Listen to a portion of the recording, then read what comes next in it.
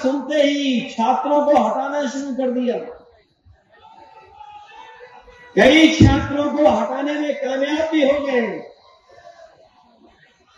जो हमारी बेटियां बहनें बैठी थी, उनको बिना महिला पुलिस के लोग उठाने लगे जाकर के, और जो नौजवान थे वो शादी वर्दी में पहुंच करके उठाने लगे। इस कायराना व्यवहार के लिए मैं सरकार की निंदा करता हूं।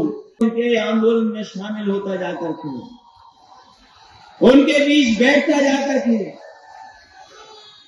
लेकिन मैं ये बात जानता हूं, बहुत सारे लोग छात्रों का, नौजवानों का आंदोलन को ये भी कह देते कि राजनीति से प्रेरित है, इसलिए उस आंदोलन में नहीं गया। लेकिन मैं इस मंच के माध्यम से उनको बधाई भी देना चाहता हूं और उनका समर्थन भी करना चाहता हूं कि उनकी मांग जायज है।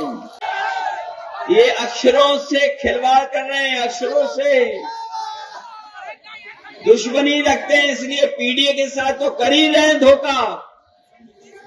वही डीएपी भी कहीं किसानों को उपलब्ध नहीं करा पा रहे हैं। लोक सेवा आयोग ये अयोग्य हो गया है, अयोग्य लोकसभा आयोग बन गया है। और इसलिए मैं कहूंगा कि छात्र नौजवानों की जो मांग है उसको सरकार को स्वीकार कर लेना चाहिए। ये वो बच्चे हैं जो पढ़े लिखे हैं, जो अधिकारी बनेंगे। वो अपनी मेज कुर्सी लगा करके पढ़ने वाले लोगों को आज आंदोलन करना पड़ रहा है। और सबसे बड़ी बात तो ये है कि मैं सरकार की निंदा इस बात के लिए भी करता हूं कि सरकार को ये लगा कहीं हम आंदोलन में ना आ जाएं। हालांकि हम ऐसे युवक युवतियों को बधाई देंगे जो अपनी मांग को लेकर के वहां डटे हुए हैं और पिछले इतने दिनों से डटे हुए हैं। जहां सरकार अधिकारियों के माध्यम से अन्याय हो रहा है और जो तस्वीरें या वीडियो देखने को मिल रहा है, बताओ, दिव्यांग बेटी का वैसाखी छीन लेना, महिला पुलिस ना आकर के पुरुष आकर के उठा ले जा रहे हैं बेटियों को, बहनों को, और वर्दी में ना आकर के दूसरी ड्रेस में नौजवानों को उठा ले जाए। ये कहाँ का लोकतंत्र है?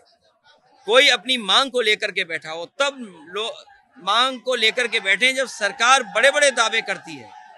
क्या सरकार ये कहती है कि 1 नेशन 1 इलेक्शन, जब इतना बड़ा काम कर सकती है? कभी कभी परीक्षाओं का रिकॉर्ड बनाना चाहती है सरकार। आपको याद होगा, यही सरकार दावा करती थी कि हम रिकॉर्ड छात्रों से परीक्षा करा सकते हैं और एग्जाम करा सकते हैं। तो ये बच्चे जो मांग कर रहे हैं उनकी मांगे जायज हैं, उनकी मांगे सरकार को स्वीकार करनी चाहिए और अंतर्गत सरकार स्वीकार करेगी और यही कहेगी कि अधिकारियों की गलती थी, सरकार की गलती नहीं थी। देखिए, सबसे बड़ी बात है प्रयागराज में जो छात्र आंदोलन है और लोगों ने ये कह दिया कि हम जाने वाले हैं, तो उनके साथ अन्याय हो गया। सरकार क्यों घबरा रही है? ये छात्रों का है, पढ़े लिखे बच्चों का है, युवक युवतियों का आंदोलन है। इसको राजनीतिक हम नहीं बनाना चाहते। हमारा समर्थन जरूर इस मुद्दे को, लेकिन वो यही आरोप लगाएंगे कि राजनीति से प्रेरित ये आंदोलन है।